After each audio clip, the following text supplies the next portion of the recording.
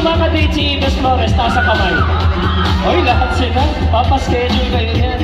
Alright, good afternoon everyone and welcome to Incident Cinerama Complex. Kamusta naman yung mga graduates? Sino yung mga nagsipag-graduate na nakaraang graduate last week? Congratulations! Sino ba?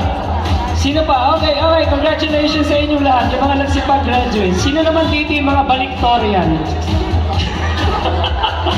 Sino yung mga nagsipag-balikan at hindi nakapasa? Si ate, ayun, nasa likod. Bumalik ka?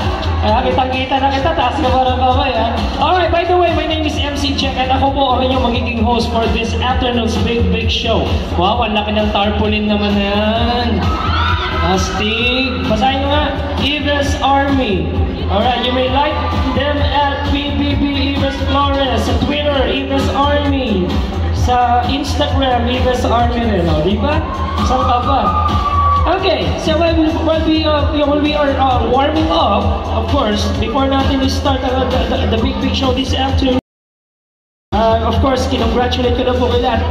By the way, it was announced recently by Pag-asa na it's already summer season.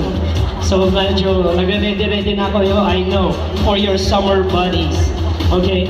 Because speaking of summer buddies, we're gonna be having, or rather, opening up our 7th year sa April 5, our Summer Buddies Quest, year 7. And meron po kami mga special guests on those, every Saturday ng month of April. Starting on April 5, kasama po namin si Aldred Gatchalian. And April 12, we got